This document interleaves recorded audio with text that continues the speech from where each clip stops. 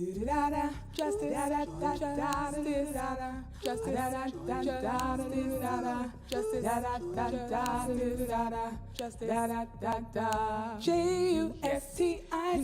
is justice with Jordan Simone.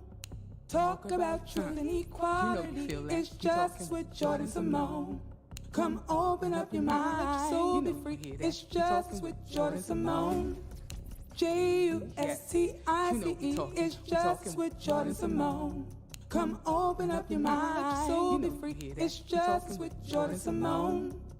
Justice is justice with Jordan Simone.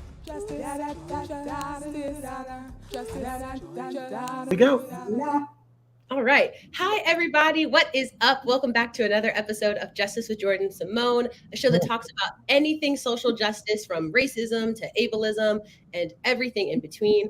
I am your most gracious and grateful hostess, Jordan Simone, and I cannot wait to dive into this week's topic with you. Before we get started, just a real quick content warning. We are going to be talking about domestic violence, domestic abuse. So take the time and space that you need. Dive into this later if you need to. Step away if you'd like. Trigger warning, content warning just up front. We'll also be getting into a little bit of celebrity drama, but really with the focus on domestic violence and domestic abuse. So highs and lows. But before we jump into that, a lot has happened since I have last seen you. A lot has happened in the news, and that is not an understatement. So I'm going to go over real quick just a small handful of stuff that's been happening in the last week, just to kind of keep you in the know. So first things first, monkeypox is a thing. Don't know if you've heard about it yet, but if you haven't, now you have. It's not quite like a endemic kind of thing, but the United States president... Panorama. Panorama, pandemonium, pandemanium. I can't go back to that stage. I cannot go back to that stage. I'm not doing it. So if you haven't heard, that's going around. The World Health Organization and the U.S. President Joe Biden have declared that a global health, or at least national health emergency. So be on the lookout for that. It is not an STD or STI. I see a lot of misconceptions about that all the time. It's an STI, it's an STD. Oh, I can't catch it. Oh, only gay people can catch it. Only gay men can catch it. You're wrong. You're wrong. We're going to go ahead and clear that up right now. It's not an STI. It's not an STD. Only gay people cannot catch it. Anyone can catch it. Any plethora of ways. Also, people, you're nonsensical spattering. You hurt people when you do that, and I don't mean people's feelings that you're targeting towards, even though that's a thing. There are people that will listen to your misinformation and then put themselves in danger. You have to think about that as well. But of course, the people who spout those things, they're not thinking about that anyway. Absolutely.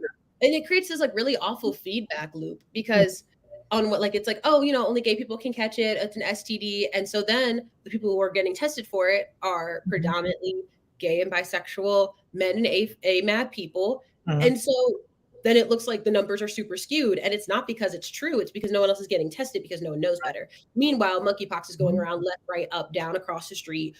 It's a mess. So be careful with yourselves. Get tested where you can, when you can. Get the vaccine if they'll give it to you, because, we got to fight the misconceptions so that we can all get the vaccine, which is... It's why we can't get rid of things in the world, because literally it's why I'm so tired. I'm so tired. Every time you feel discouraged about it, just remember it never had to be this way. If we just wore our masks, washed our hands. I didn't know how many people were not washing their hands at least semi-thoroughly before all this went down. Now it's wash clothes. Don't try anything on the store if you can help it. If you can, just wash your stuff when you get home. Wash your hands, stop touching the surfaces, wear your mask. Just please be safe. Just please, for my sake, be safe. I didn't want COVID. I already had COVID, and that was really hard on me. I'm really not trying to get monkeypox. So if for no one else, for me, be safe, be good, please. So that's one thing. Another thing, completely unrelated, but something that happened, I think, last night-ish, give or take. They opted not to indict Carolyn Bryant for her role in the death of Emmett Till. I don't know why that really sat with me, but I saw somebody comment on, I was on Twitter where I live. I saw somebody comment and they were like, yeah, we're still indicting Nazis and we're still holding them accountable for their role in the atrocities of the Holocaust. And yet somehow, some way, we can't indict this lady because she's old. I'm a little confused on why. No, I'm not confused, because if you remember when they found the original search warrant, one of the things that was written on the affidavit or the evidence turned in was the sheriff or one of the officers saying that they didn't want to disrupt a family because she had children, as if a whole entire family didn't get interrupted. But a comedian, I don't know where he got it from, but I remember a comedian, I don't know if it was Arian Spears or Patricia Neal, one of them said, it says, Black people are the only people that have to get over everything. Right. Slavery, get over it. Social injustice, get over it. Civil rights, get over it. It happened. Police brutality, get over it. Holocaust, never forget. September 11th, never forget. Everything else we can't forget, except all the stuff that happens to us. Get over it. Absolutely. And it's exhausting because it's like, it's not even like, it'd be one thing if like we were just holding on to it for the good sake of holding on to it, but it really is in the past and we've all moved on. We're all hunky dory.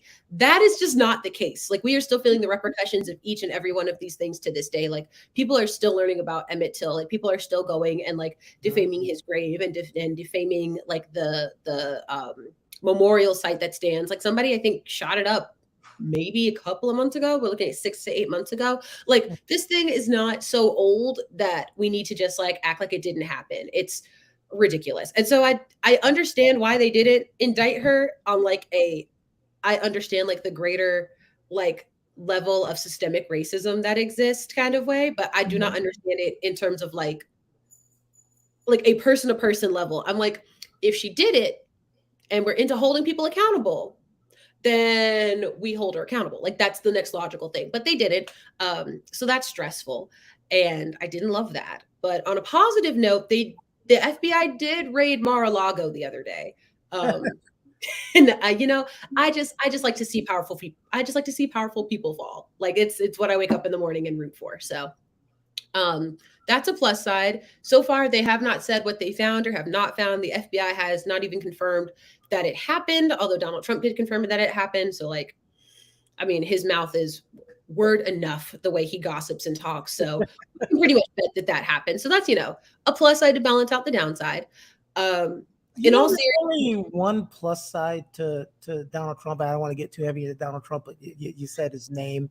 And it's funny, but it's not funny. When Barack Obama became president, that was supposed to be the president that made it that anyone could be president. That was supposed to be the guy. And then now Donald Trump has made it evident that anyone can be president. Yeah. It's like connotation versus denotation. Like they both are the same. That's the same sentence, no matter how you read it. But like the context it existed, one is definitely a positive and one is definitely a negative. Like one is like, you can do anything you want.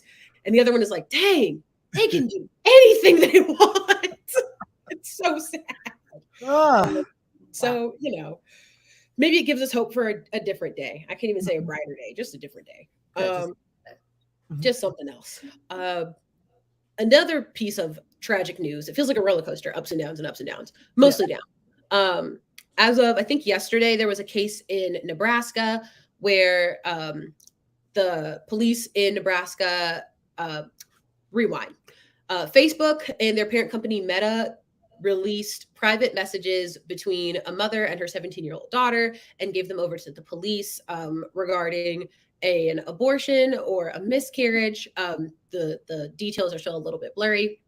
And now both of them are charged with a whole slew of felony counts, which include burying a body as well as having an illegal abortion. And this whole instance is really inspiring this conversation about like, what does our privacy look like in a digital age? And what does our privacy look like when the bodies of pregnant people and people who can give birth are so heavily policed and so heavily monitored? It's just overwhelming. So if you happen to be one of those people, if you happen to be a woman or a person who was assigned female at birth or just a birthing person, just if you are using some of those private messaging apps, go ahead. You have to toggle it on yourself. Most of the time, I think WhatsApp is the only one where you don't have to toggle it on yourself.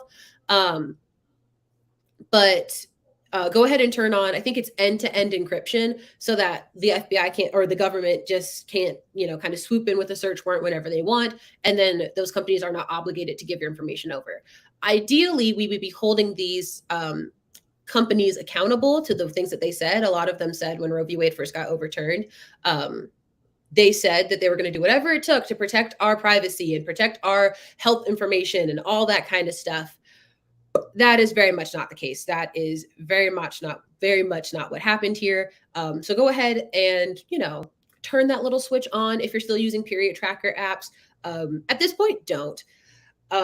Earlier, when this whole thing happened, there was a new company called Stardust that had just come out, and they had end-to-end encryption on all of their data. And it was like this huge thing, and we could all trust Stardust, and they turned on us. That is no longer a thing. So if you're using a period tracking app, delete it, baby. Go back to the olden days, go back to the calendar, track it with the moon. I don't care what you need to do. But don't use the internet, because they can and will, as we've seen in a couple of instances. That's why, you know what? That's why there's some people that still use a fax machine. You can't hack a fax. Yeah. I mean, I used to think it was silly, but I get it now. And the thing with all of this, and I'm not trying to be a conspiracy theorist, I always say this: we only know what they tell us. So you can tell me that something, I'm not talking about you, I'm saying these companies, you can tell me that something is in place, do this, and something will be safe, but how do I know? I'm just going on blind faith that you're telling me the truth, so I liken it to, you don't know what's going on in the kitchen at the restaurant. You just get the food and deal with it there. Absolutely. Yeah. But this plays into your episode from last week, Roe versus Wade. I mean, I don't want to connect the dots and say this is a result of it. It could be because, we do that a lot. This could be an isolated incident, but we've already seen the 10-year-old girl who had to go from Indiana to another state because she was raped. And people say, well, she wasn't raped. She's 10. 10 is rape. I there's no other way to switch that. 10 is, it is what it is at 10. Like, you can't consent at that age. You're not even puberty at 10. Right. Let me just see if I can flip it. For those who don't know, I am also on TikTok right now, trying to get my audience to join us in our conversation, but I can't seem to figure out how to flip my camera, which is like the sign is backwards, Jordan. The sign is backwards, and it's like, your sign was backwards. It was backwards, so I'm trying to figure out how to flip it. And I, usually you can just turn your camera around, but or you can just like remind them periodically in the chat. I put the text in the chat, but it's TikTok, so it doesn't actually let me do it as a link because it's another streaming service. So that's a lot to type out if people have to copy and paste. But we'll figure it out later. Yeah, we'll figure it out. So if you happen to hear me, because I turned it around, so maybe you can read the sign even if you can't see my very pretty, well-beat face. You can also join us on TikTok, or you can join us here on YouTube at Justice with Jordan Simone. So I'm just going to do a self-shout out, a little bit of self-promo. And we'll get the hang of it kind of as we go when we do this a little bit more consistently. You go to YouTube, you can see the old pretty background and that, well, who's that guy she's talking to whose voice keeps coming through the other end? I could not do this without you. I'm glad you're here. Thank you so much. It's good to not do this alone all the time instead of like shouting into the side. Yeah. It's funny on topic. When I started these shows, I only planned to be a host on the actual show that I do that's coming out in September, and then I just ended up being co-host to almost all the shows. So I was like, I feel like I'm working the hardest. Yeah. Oh, you working hard. Working hard or hardly working. Overworked and underpaid, actually. So a little bit of a tangent, but that 10-year-old girl, that 10 is too young. And everybody said, like, when Roe v. Wade first got overturned and everybody was talking about just how, like, we were so extremist, how these things would never happen, how they would never use your data against you, how they would never use your messages against you, how no one would ever put a 10-year-old in these situations or would ever put a child in these situations. It hasn't even been 3 months, and yet we're already here. I don't know why people constantly maybe I'm just bad that I'm not surprised by anything anymore. We know the history of the world. We know the history of the country. We know the history of people. Why are things still surprising us when people are misbehaving and doing bad things? And when we write these laws, you're supposed to be protecting the innocent, right? Yeah. So you're going to have all these states that are going to have to make all these amendments every time something happens because people can't sit there and just think about the regular things that happen all the time. Right. And it's awful. And like so many times, especially in instances like with Roe v. Wade, everybody was like, not everybody, but a lot of people are like, oh, it's a right to life. It's the right to a child's life. And don't they get to live too? And it's like, well, she's 10. Doesn't she get to have a life? Doesn't she get to grow up? Doesn't she get to go to middle school in peace? Like you were robbing her at the exchange of a set of cells that at the moment don't know any wiser. It's a flawed argument. And so while we're it's definitely a long fight ahead of us. In more positive news, Kansas, I think it was Kansas. I'm pretty sure it was either Kansas or Kentucky, one of the case, but I'm pretty sure it was Kansas, which is a typically red state. They do tend to vote a little bit more conservative or a lot more conservative. They almost like widely voted to not overturn Roe v. Wade in their state, and that is a huge win. So like it is a long road ahead of us. There are lots of bumps in the road. The best thing we can do right now is to be proactive and definitely not reactive. So, if you are on birth control, looking for birth control, go seek that out. I personally have stocked up on a lot of emergency contraceptives, not just for myself, but my whole community. There are a bunch of different resources where you can go get access to that for next to free or less than $10, or a whole slew of avenues for that. So proactive, not reactive, delete your period tracker apps. And if you're talking about doing anything, not agreed with by the law, maybe don't do it somewhere where they can track you. So have those conversations, face to face. Work smarter, not harder. Team. I don't know smarter. why anybody turns on any tracking system like when the panorama happened and they had the tracking system. Bryce White says Roe v. Wade gave us all the right to privacy. Tier gone now. Got to fight for it back. Thank you, Bryce.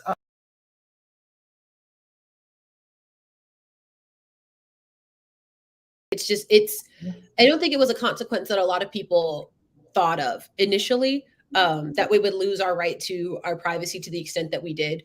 And a lot of people did think of it. It was one of the first things I thought of. Like I rolled over, I was on vacation, funny enough, and I rolled over and I checked my phone and I was like, oh God, they've done it. And I jumped up and I deleted my period tracker app and I started making content. I started getting the news out.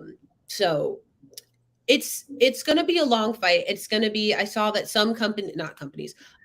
Jordan, turn your TikTok back to you. Turn it back. Yeah, so they can see you. Hi. They hear your voice, but they just see that paper. Hi, I missed you. Which way does the sign need to go? All right. So I'll just say it periodically. Hi. Yeah. Welcome back. If you are interested in joining in on this conversation, I'm looking at two screens at once.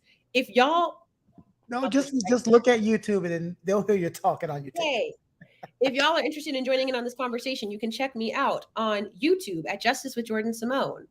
Thank you, David McPhail, for saying this is great stuff. Mm-hmm. That's my boyfriend. That's my man. So we do have to work on getting our right to privacy back. But I did hear that some leaders of different religious organizations are banding together to sue because this is a direct violation of their right to practice their own religion. I know I have a friend who's Jewish. My best friend is Jewish. And she's like, no, it directly states in my religious text that I can have an abortion. So this is a direct violation of my own rights. So there are lots of different people kind of attacking this at different angles, but the law system, it takes time. And it takes time that we don't necessarily have. So at the moment, work smarter, not harder. Well, is the argument on why is that clear to you? Because a lot of people are confused on what is the why. That's I think what bothers a lot of people. We have not heard a definitive, or maybe we have and I missed it. If anybody who's watching knows, what is the definitive why of why it happened anyway? Because we all have our speculations, our reasoning, and one of my reasoning is not to be racial, but I mean, it's just the fact that a large percentage of the abortions were not done by minorities. So what does that mean if the higher rate of abortions is not done by minorities? That means if that keeps up, minorities will outnumber non-minorities. Now, is that the reason why? We'll never know 100%. We can speculate and we can assume, but give us a darn why, And then we don't have to speculate. I mean, it's our choice to believe you or not, but at least now we can discuss your why. Because when you start doing stuff like that, now we see the things that people can start attacking, like gay marriage. Is that next? Yeah. You know? Yes and no. Yeah, they've already talked about overturning gay marriage. And I know that in their justification, I think it was, their reasoning was just that it wasn't protected in the Constitution in the first place. They were like, we never gave us that power, so why would we give it now? And it was like such a shady reasoning that it was like, that's not true. Like, that's not why you're doing this. And I know that, and you know that, and you know that I know that. You know, we all know that. But if that's the justification that you're going to give, that's the definition you're going to give. Thanks, Daniel. It's it's a funny slip up. Bryce said went to PP for the first time recently for Benedict Cumberbatch, a great place to go. And then she said, "LOL, I meant birth control." That darn autocorrect will get us all. Oh, I thought you were talking in code. I was like, that's a brilliant code you got there. That took me a minute. I was like, but she wouldn't mind if they were handing out Benedict Cumberbatches. You went to pee because of Benedict Cumberbatch and you didn't pee for a while. That's terrifying. But yeah, Planned Parenthood has some great resources. I recently, they're not sponsoring me right now, but I recently partnered with a company called Favor. They used to be the Pill Club. And they give birth control and emergency contraceptives. I think it's birth control. If you have no insurance, it's like $14.99 to your doorstep. And then contraceptives are like $6.99. And if you have health insurance, then it's free. So there are lots of different resources, you know, just stay stocked. I keep like 5 or 6 emergency contraceptives in my bathroom, you know, just in case a homie comes over, a friend is in crisis, I'm in crisis, like it's for the good of the group. Because the best way we can get through this is through community. Like we can't do this alone. So that is my tidbit on that. That did take a little bit longer to go over than I intended, but I think it's valuable that we did it. So I'm glad that we had that conversation. But another you mentioned PP and Planned Parenthood, and that's something we talked about on the conversation. It always bothered me when I would drive by a Planned Parenthood and I would see all these signs about abortions. And it bothers me because that's like the smallest thing that they help people with. There are so many, I wish, and this is not to say anything bad about my parents, I wish my parents had the Planned Parenthood that they went to when they had their first child at 18 and 19 years old. Yeah. You know, you've got teenagers that are having kids. You've got even parents who are on their feet. That first child, that's your first child. What are the resources that I have? What can I use? What can I do? What do I do if I have a troubled child? What do I do if I have a child that has autism? And there's all sorts of things that they do, but not everybody, those sect of people were so enamored with the abortion, as if Planned Parenthood is doing the abortion. It's just an abortion clinic. It's like, no, that's completely untrue. The whole thing about Planned Parenthood and what Planned Parenthood offers is that it offers an array of health services. It offers STD and STI testing. It offers birth control. It offers mammograms. It offers parenting advice. It offers parenting care. It offers so much more. Not even every Planned Parenthood offers the resource. In fact, in North Carolina, there's exactly one, and it's not even in my city, it's in Charlotte. So when this whole thing first happened, I had a friend who I hadn't spoken to in not a long time, but like a couple of months. And she texted me and she was like, I just want you to know that if you ever need one of those services, I will drop what I'm doing from Asheville, where she lives, drive to Greensboro to pick you up, drive and take you to Charlotte, and then drive back home. And I was like, I want you to know that I would do the same for you in a heartbeat, 110%, 110% of the time. But the best way we can get through this is with community. That community does include resources like Planned Parenthood. That community does include each other. It includes having face-to-face conversations. It includes not snitching on each other, because that's part of what happened to that mother-daughter combo in Nebraska, is that the whole situation got started off because someone gave a tip to the police. Don't do that. Don't do that. Girl code, the girl code, AFAB code, birthing people code. Like, don't do that. Mind the business that pays you. And I can guarantee you that activity was not paying you. So mind what's yours. Mind what's yours. Help your neighbor. Do not hurt your neighbor. That is that. I'm on both sides of the fence with that, because I don't call everything snitching, but I'm with you on this, because when I'm looking at what somebody's doing, I'm like, is it affecting me or anybody else outside of that person or their immediate family? Is it? Okay, I might have to take some action on that. But if it's not, why do I care? Right. Like what like if I see like direct harm coming to another Mhm. person, that is where I feel like I should step in. That is where I feel like I need to say something. But if you and your mom are burying something in your yard, guess what that has to do with me? Nothing. It has nothing to do with me. I am closing my blinds and turning around. Y'all tell on the right people, and you might be the one end up being buried in the yard. Right. Be careful now. So that is that on that. Mhm. Slight subject shift to kind of what was today's main topic. So, as many of us heard, unfortunately, against a lot of our will, about the Johnny Depp Amber Heard trial and that whole shenanigans, how that whole thing went down, and that's kind of what we're going to be talking about today. It But ain't me. it was upsetting, and we're going to talk about just how upsetting it was and how Yeah. much it is to unpack.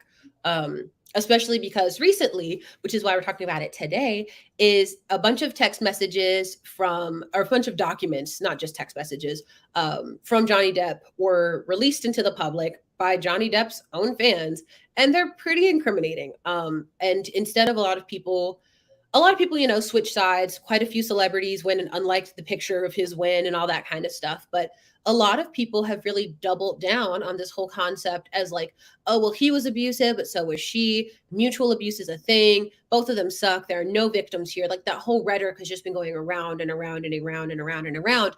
And ideally, I hope that Amber Heard never hears it. I hope that these conversations never darken her door. They will, but I hope that they won't, and I trust that she has the right support system to kind of like guide her through this. But See, a lot of see, your friends me, or see, supporters don't have that. me and you are going to differ on this topic. We're not going to argue with each other because we're not like that. We know how to have a conversation without calling it.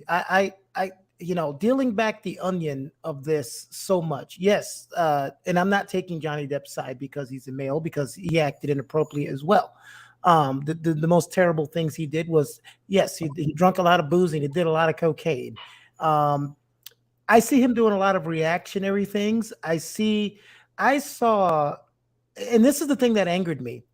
There are too many women out there who are being so badly abused by their counterpart. Okay. And nothing she did from point A to point B screams abuse. She did things that people that I know that are abused don't do. People who are abused don't antagonize their abuser as soon as they walk in the door. And that doesn't mean for you knuckle draggers out there that said she was asking for it. That's not where I'm going. So don't read into what I'm saying. There's so much in that. And the reason why I was so much believing that she was 80 to 90% of the problem was, usually in history, when you do bad things, the people come out and they support that notion. They start coming out of the woodworks.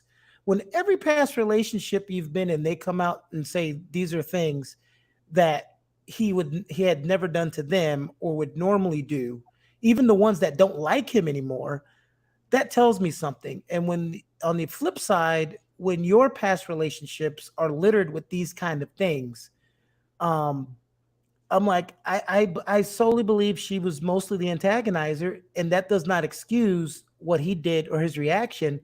But I kind of can split the blame a little heavier on her side than his. And Yeah. that's normally not how I roll with these type of situations. Just going on what I know from what I watched. Yeah. And it And hurts a lot of women. yeah, it hurts a lot of women. And I think that's kind of what I didn't watch the trial because, in all honesty, I had other things going on than like Yeah, two she's like, I have more important things to too do. much people are battling out in court over something like they already had the whole did he abuse her trial, and the answer was yes. We already did that once. This was, did she defame him afterwards, and the answer was also yes. So I was like, what are we arguing about here? Like, they have millions, he has millions, she has millions, I have $32 in my bank account, I have other things to do today. But I did catch what came out recently in the text messages, and that's really what got me, because Yeah. a lot of people were talking about how like, oh, Johnny Depp was about the whole like idea of mutual abuse and things like that.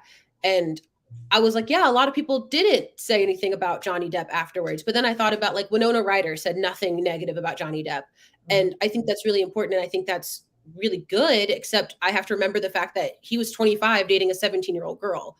And what does that really mean in terms of like that power balance? And what was that dynamic like, and how was she able to process that, especially at the time? And at the time, no one thought anything of it, that Mhm. age gap. But Yeah, 17 to 25 especially in, is yeah. that I was just like, not like he abused her necessarily, but like he had had a history, of doing a lot of drugs and a lot of drinking. You And make I me think, feel bad. My first fiance was 25 when I was 17 and a half.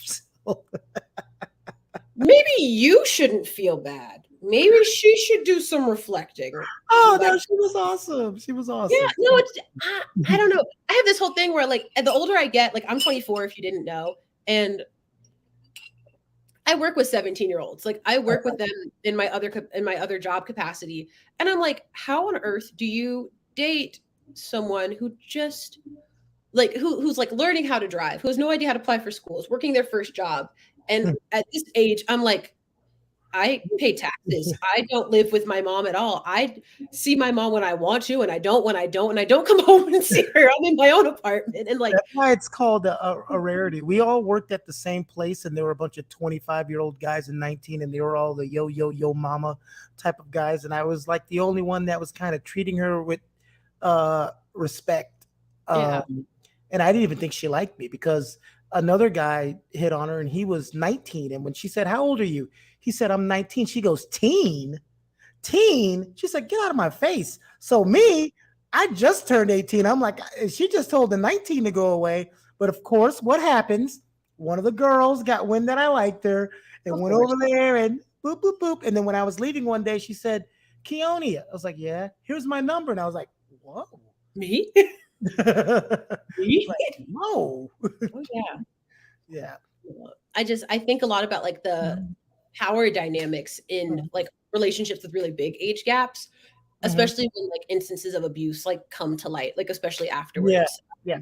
And this is one of those situations where like I do believe that Amber did things she shouldn't have done. I don't know where it all started, and I think that's my thing. Is like I don't believe in mutual abuse because it's not really a thing.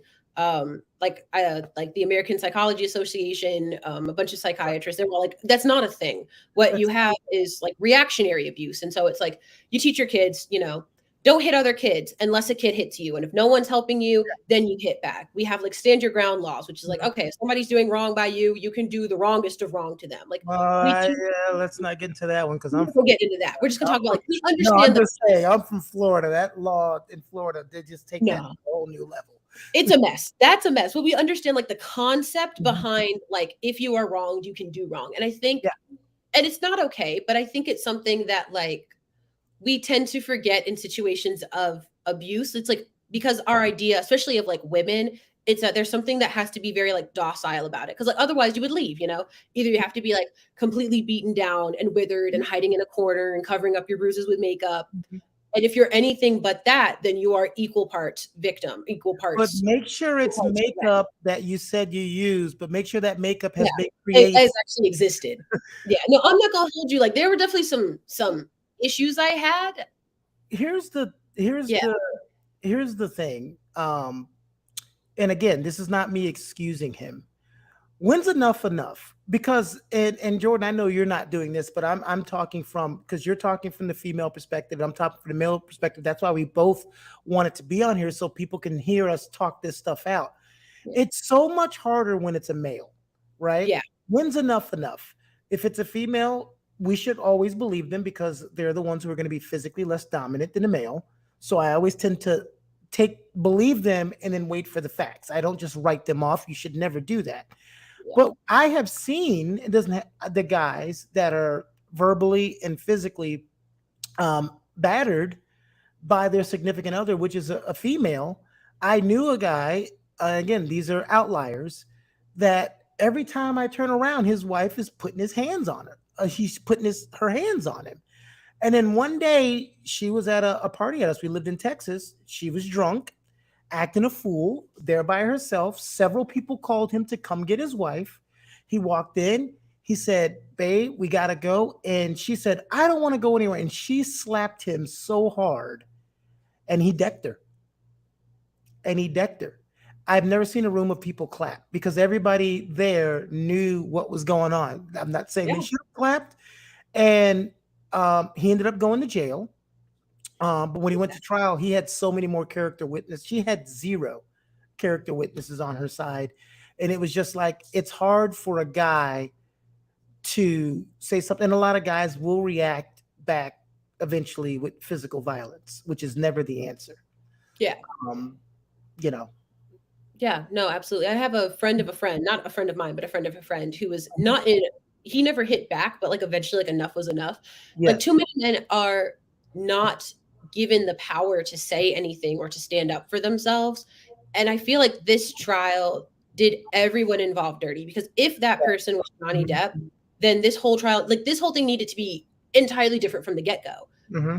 And yet, and I think there is somewhere in the midst of that should be a conversation about like, why is no one asking, like, well, why didn't Johnny Depp leave? Because in that situation, he's the oldest and he's a man and he has the most fame and power. He has all the makings of a person in an abuse to be the abuser. And yet, why didn't he leave? And I don't think anyone should ask that. I'm glad no one's asking him that. But I think that we need to like reflect on. I know why. We're not asking him that. I know why. We saw it in that video. Well, I have a reason why. Let me not make, ultimate answers.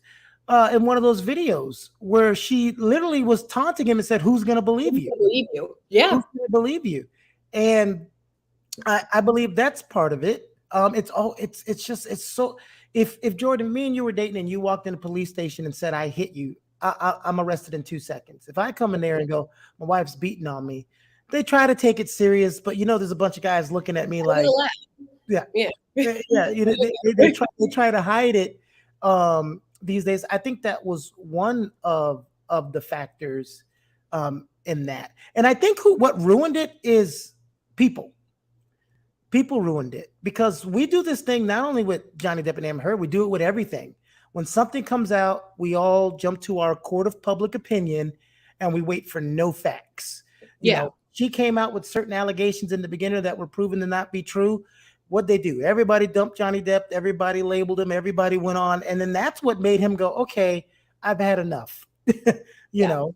And then he came back with the defamation. And now she's mad because he was found innocent. So now she's coming back. So I get what you said from the get-go of, I got too much time to pay attention to that.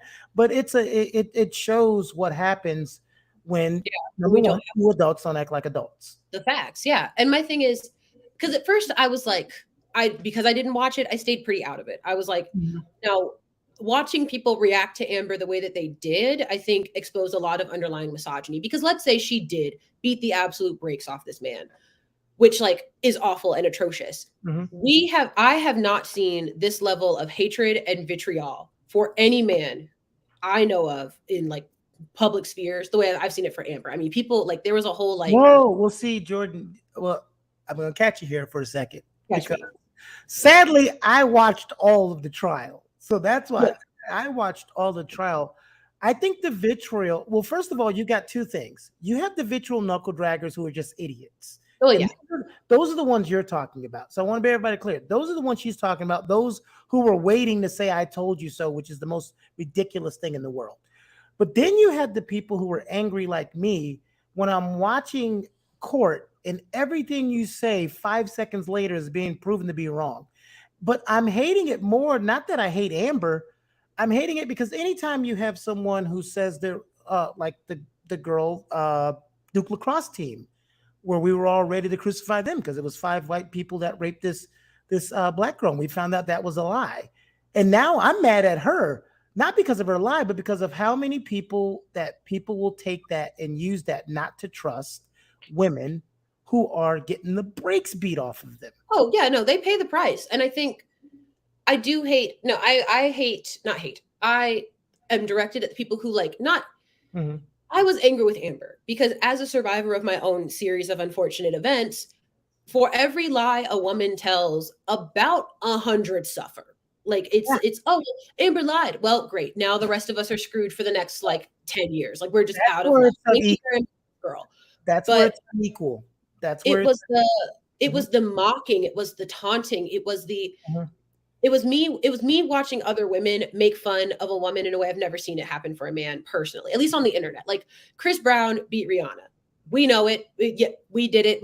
We all lived through it. And yet not only does he have a not successful, but successful enough career, he could have come back if he ever stopped. But the jokes were about Rihanna. The laughter was about Rihanna. The blame was on Rihanna. And I remember that. Or like I remember a lot of like the essay allegations, like Bill Cosby, or like not Bill Cosby, R. Kelly. And how everybody was joking, like laughing with him, but not at him. But in Amber Heard's case, it was like she told that whole story about the essay that may or may not have happened to her, but might have happened to her assistant. And the joke wasn't about the details of the essay. It was about the essay itself. It was about, well, that would never happen to somebody, and blah, blah, blah, blah, blah, blah, blah, blah, blah, blah, blah, blah, laugh at Amber, laugh at Amber, laugh at this stupid story. But then her assistant came out and said, this like straight up happened to me. Like, you're laughing at me. We didn't use the same, I guess, kindness. Well, that's because the popularity, which is ridiculous, always trumps it. In the R. Kelly situation, we're talking 15, 20 years ago with the R. Kelly situation, people like me who were saying things on Twitter and all that, we are not heard because of all of the R. Kelly fans. Like the R. Kelly fan and I love the music superseded any moral thing that I was saying on Twitter. So you had those people, but we were not heard. Those were heard. Now when everything is found out, now everybody's like trying to switch over, and you're called a hater when you are trying to bring to light something about someone that everybody likes, or the majority of people like. I think, and God, everybody, please understand what I hate that you have to do disclaimers, because people will take what you say and just run with it. Two things can be true and not be true. The ridicule and all the things that Amber Heard is receiving is not right. It's not right. I totally agree with you there. I look at it and I shake my head. It's because, again, I watched the whole trial. It's like, you made a fool of yourself. On national television. Yeah. But that does not justify the actions of people. No. And I think why I care today is a lot because of like what the messages and the documents afterwards showed that like weren't allowed in court. Because I remember a lot of people were like, oh yeah, she did this and this happened in XYZ ABC, which like, I don't want to say maybe she did, maybe she didn't, because that sounds so impartial. And the thing is like, I don't know because I didn't watch it. I caught the highlights from the internet, and I will tell y'all straight up, y'all were mean in a way I have never seen. Like, there was like a Kill Amber Heard hashtag going around for a while. And I was like, excuse me, where was the Kill Bill Cosby hashtag? I'm waiting for it. I'm waiting. It's not coming. It's not coming, is it? Like, oh, let's get Harvey Weinstein. Last time I checked, he was outside with me, which is he's not with Bill Cosby. That's a whole nother thing. R. Kelly and Bill Cosby are in jail, and justifiably so. But Woody Allen, Harvey Weinstein, like they got Epstein, but he killed himself. But like, that's another thing that's not equal. And we're getting into the racial tone. But again, these are also people that are the bottom feeders of society. It was so common is what gets me. Like every single time I logged in for the first time, I saw like mutuals of mine, like successful 1 million follower, 500,000 follower mutuals of mine saying stuff like this, doing stuff like this, acting like this. I had friends who were acting like I had never seen before. And I was like, okay, even if, let's say, even if she did do every single thing she is accused of, where is this level of vitriol coming from? Because at the end of the day, what I saw a lot of is it wasn't even in support of Johnny Depp. It wasn't even about he deserves justice. It was just she's a bad person. It wasn't even like something bad happened to Johnny Depp, and I care about Johnny Depp, and I want the best for it. No, it was almost like toss that man aside, burn her at the stake. And it was like, wait a minute. Some of that were idiots that were overcompensating. Like we've overcompensated for Obama being president by what we've been doing lately over the last 6 years or whatever. It was overcompensation because when the first trial came out and Amber said all the things she said and sat on news reports doing interviews with 90% of it being false. Not only did he lose movies, the things that were being like, so you saw things that I saw things too. The things that I saw some women saying to him, as if he should be just electrocuted and burned at the stake. Oh no, I remember. I used to be a huge Johnny Depp fan. Yeah. Like to this Mhm. day, like, part of me is still like, there's no way he could have done this. Johnny could never. Mhm. And I remember everybody feeling like I should be angry, but I didn't Mhm. want to be. But I saw the anger and I was like, oh God, I should be angry. I wasn't. Well, you're a better person than the people that 14, usually maybe? do I this. was very young. That too. usually do this. That usually do this online. But those people. But here's the thing that happens.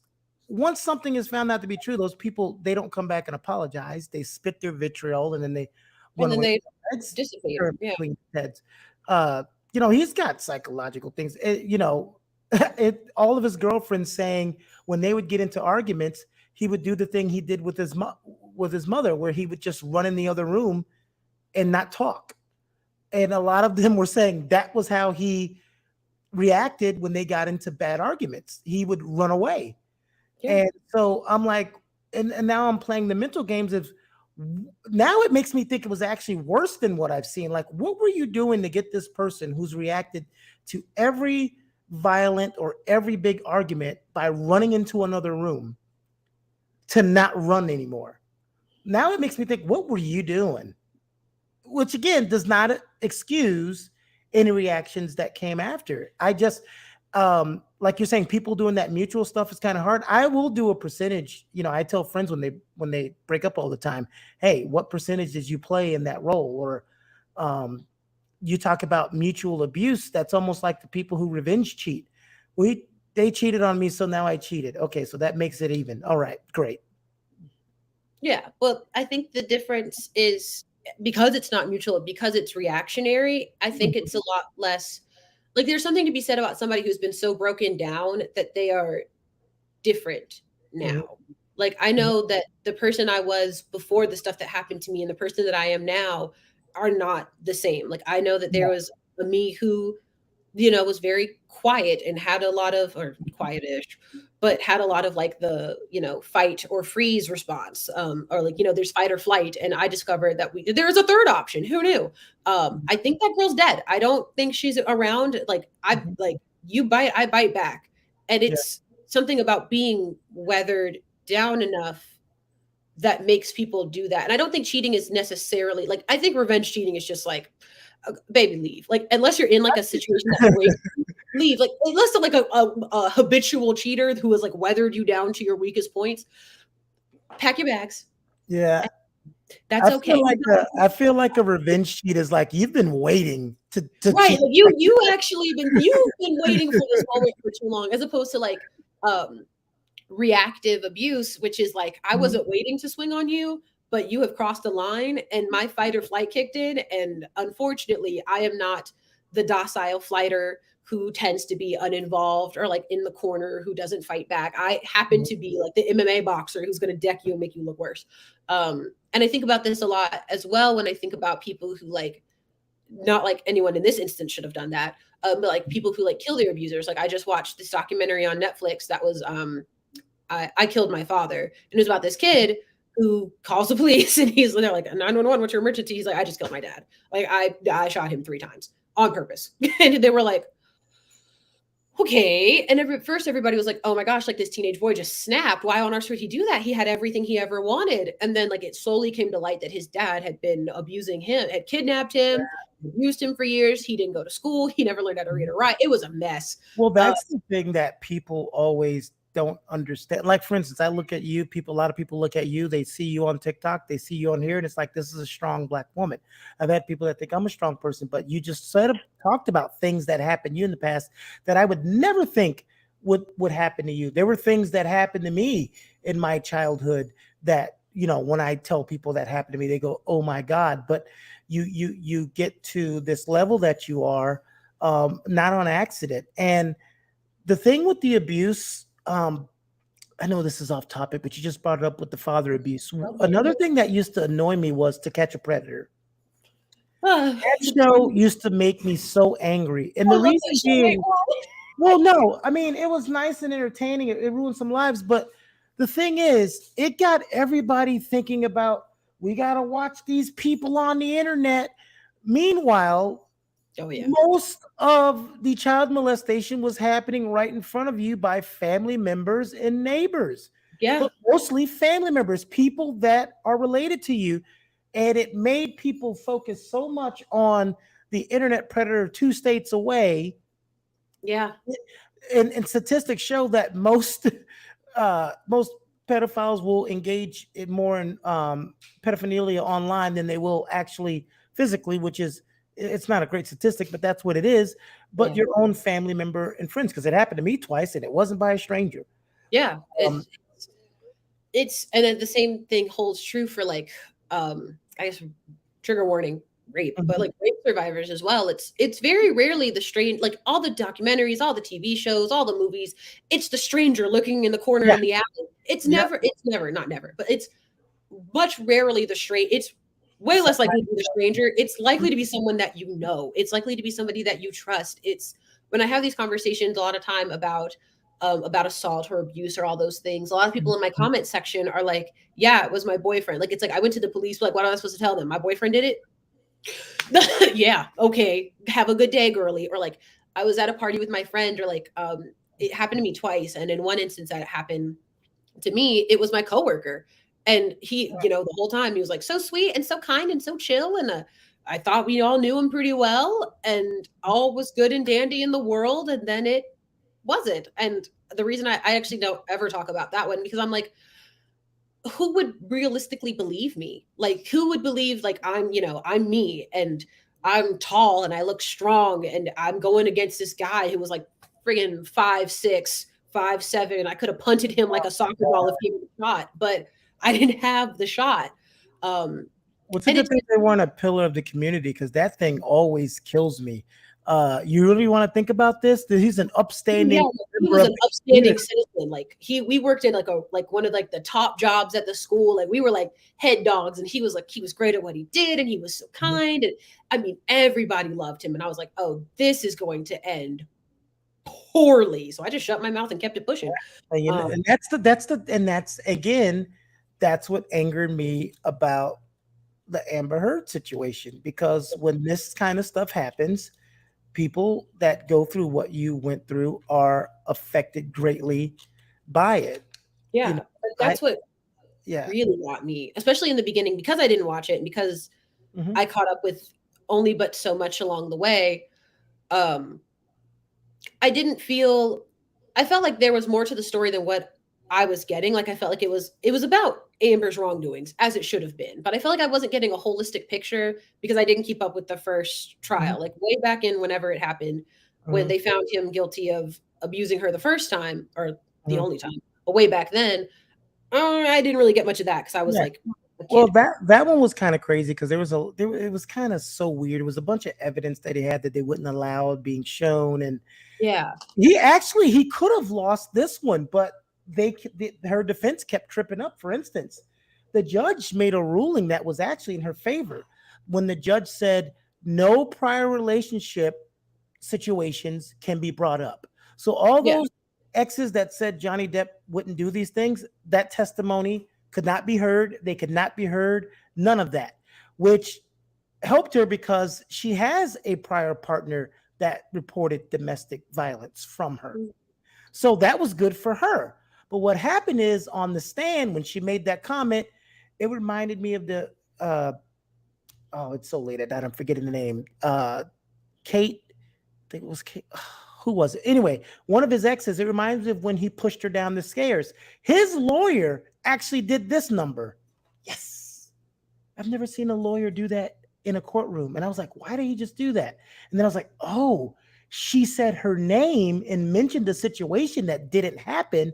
So now they can bring her on the stand. And when Yep. they brought her on the stand, that was one of the hits against her. Yeah. And then when she was saying different stories about when he hit me here, and people who had no stake in it was like, no, I saw her hit him. Yeah. And then that's when it started to spiral down. And the problem is, what made it worse is, when people do this, and this is not just an Amber Heard thing, this is an everybody thing. When you're wrong and someone, you've had this situation with somebody who was wrong and they double down. Yeah. That's when you lose people. When you Yeah. when you double down. Like, I think that's where she really lost it. And I think that, but I'm also thinking about like the evidence that was left out, because Mhm. what happened in the last couple of days is that a bunch of Johnny Depp supporters got together, and one was a lawyer, and they fundraised to get a bunch of documents unsealed, because they were like, this is surely going to put the coffin and the nail in Amber Heard's coffin. And then it didn't. Like, it confirmed, like, people saw him kick her in the head. He had one ex who like said that he drugged her before they, were intimate, and that she didn't really want to, but he drugged her. And like, he's got all these weird texts between him and Marilyn Manson. And the weirdest part to me is, like, all of this aside, the weirdest part to me is the fact that they're talking separately about this 18-year-old girl, which, like, 17 and 25 is 17 and 25. We'll unpack that someday. But 50 and 18, like, there's nothing you can see attractive about an 18-year-old without being a pedophile at that age. It's just, there's nothing left, because that is, like, as someone who looks at 18-year-olds in the face every day, I'm like, you look 18. Like, I went to the beach this past summer, or I guess this summer, and it occurred to me, like, I was at that age, I guess, because like I didn't go over the pandemic, and everybody who was working there was a teenager. Panorama. This last panorama, because I didn't go during the panorama, and I looked around, and it was like everybody who's working here is a teenager, as I assume they always had been. But when I was a kid, it was like, oh my gosh, everybody's so grown up. And now that I'm grown up, I'm like, oh no, baby. Oh no, you look like you're very cute, but you're like 16. Are you okay? But like, you drove tonight? Are you going to make it by curfew? And not like in a condescending way, but it was just like that. It hit me so hard this summer that I just kept thinking, I'd tell David, who might still be here. Hi, David. I'd be like, that's a teenager. And he's like, they have always been teenagers, Jordan. And I'm like, oh, that's okay. the problem. That's the problem when those ages go to the same level of school. Yeah. Yeah. And that's my thing about, because I know people who, like, I had friends. It wasn't me. Or like, I had quite a few people in my orbit we were like 18, almost 19-ish, dating like sophomores. One dude dated a freshman, and we were like, that's really weird. But a lot of it was the fact that they were all in the same class. Like, they were all in the same room all the time. And it was like, not like, what can you do? But like, there's a lot more, it makes a lot more sense in other spheres. But at 50 and 18, bro, there's nothing you can tell me. Nothing. That is a grand baby. Please. Well, I reversed it. So I told you the first woman I almost married, I had just literally turned, when I met her, I was 17, but I just literally turned 18 and she was 25. When I actually did get married, it was reversed. I was 32 and she was 21. And then we were married for 12 years. But it was funny because she would go and look at my basic training photo, and she saw the year on there. She goes, when you were in basic training, I was in elementary school. I said, it sounds really gross when you say that, but you're 20 something now. So can we just, can we this? Yeah. It makes a lot more sense to me, like, after a certain age. Cause like, I feel like in a lot of instances after a certain age, you're kind of caught up almost. Yeah. It's like, you're done. Like, I have my driver's license, and my braces and my glasses are still 8 inches thick because I'm 15, which is kind of what I look like, except no driver's license and no braces. But I definitely have the thick glasses, and I was like, I'm Jordan. And it was like, please don't look at those pictures. They're not cute. But it makes a lot more sense, like 30 and 20. Like, I dated a 28-year-old when I was 22, I think. Yeah, 22. And like, it was fine. I mean, in a lot of ways, he was just as immature as every other guy I've ever dated. And I was like, dope. Nothing happens in the next 6 years to look forward to. Love that for me. God, I cannot. Evens itself out. When you think about how women used to be like made off to get married at 14, like back in the day, and start having children, like you think about that now, it's like, oh, what were they doing back then? Like, it had to be the fact that the life expectancy was like 30. Like old age was 30 years old. But you got to start at 14, because otherwise, even then, it's like, I can't imagine my little 14-year-old, like I work with a student who is 15. She just turned 15. Her email still has horses in it. She's a baby. I'm like, you would do that to a baby? My email has horses in it. No, I'm just kidding. It's ponies. It's ponies, people. Yeah, she's not like precious in like a condescending way, but like, she's very much like, 14 and like is in is growing up, and it's going to be a joy to be a part of her journey as she grows up, but not in a partner relationship way, but as the adult guiding her kind of way. And if you're the adult who's supposed to be guiding them, having intimate relation, like how does that, which is why I'm like, Johnny Depp, come on, Yeah. baby, you can't make this one click for me. This one's not, it's not Yeah. clicking. You can't. No. That's the weird So Hollywood. tangential, but that Woody was, Allen. yeah, Ooh, that was and it is time for our final thoughts. I'm gonna go first, not because I have the biggest mouth on the show, but it's Jordan's show, so I'd like her to be the last words of wisdom that you hear. Whether you agree or disagree with what's going on with that, the Amber Heard Johnny Depp case isn't, the basis of this conversation. It's just domestic violence as a whole. That's the most popular thing we have to talk about right now. The thing is, no, we all know a man should never hit a woman.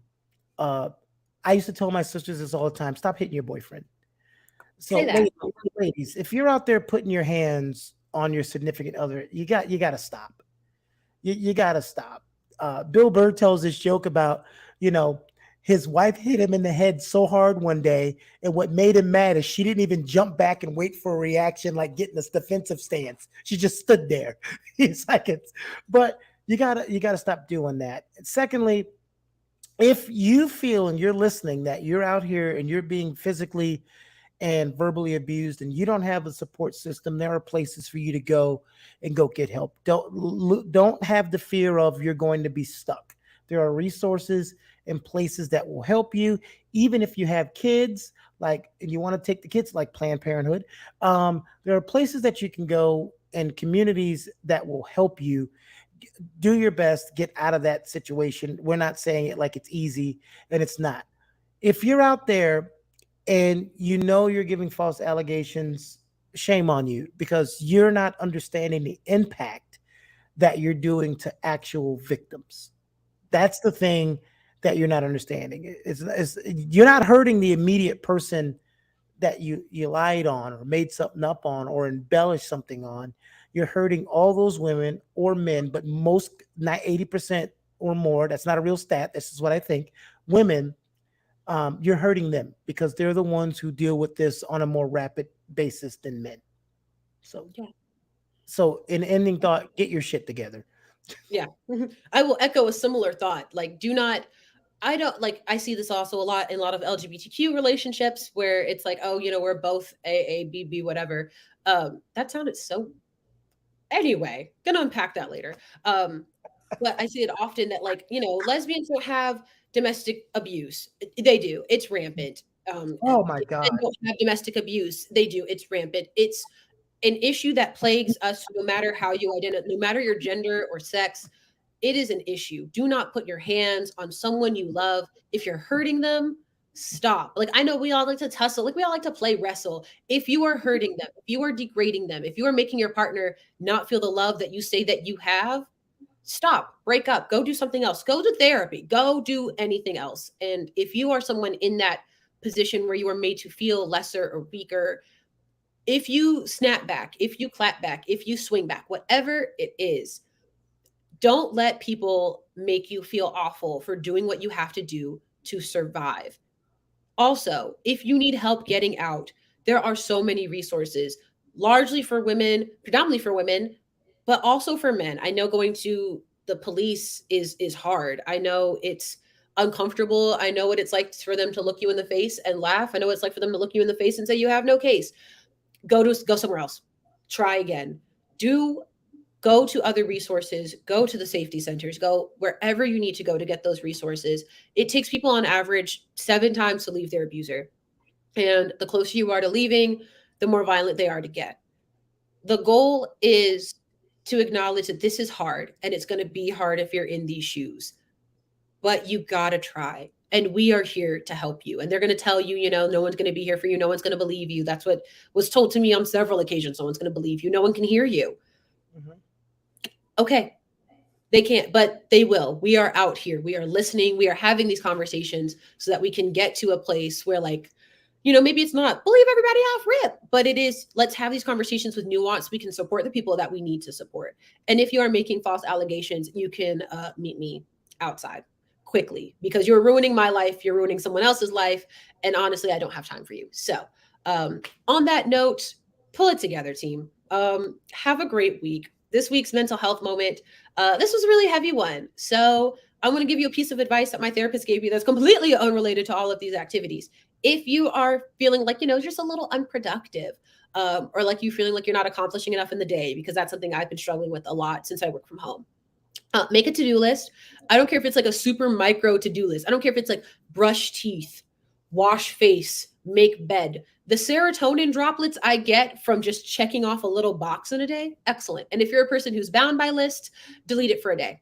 Crumple it up, toss it outside, just go, free ball the day, see what happens. And if you do all those things, it was International Book Week this week, or Book Day this week. So read a book. That's it from me.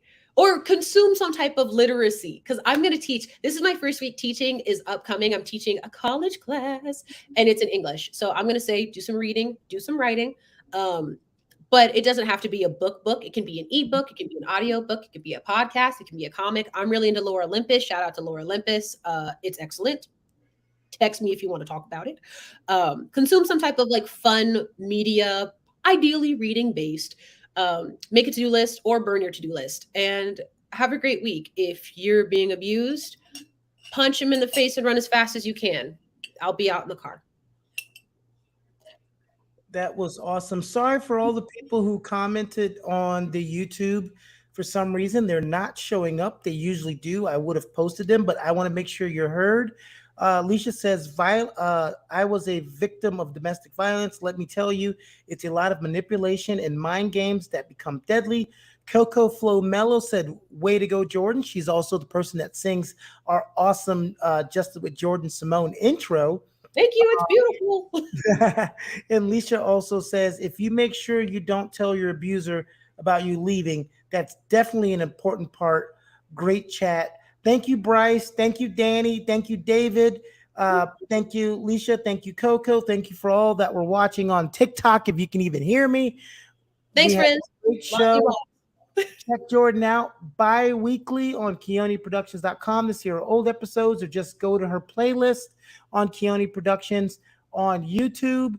We have so much more to talk about and so much more to cover. This was the longest show she's ever done, so I'm so proud of her. Thank you. And you all have a good night. Jordan loves you. All right. Love you all. Have a great week. I'll see you not next week, but the week after. Be blessed. Be safe. Don't get the monkeypox if you can help it. All my love.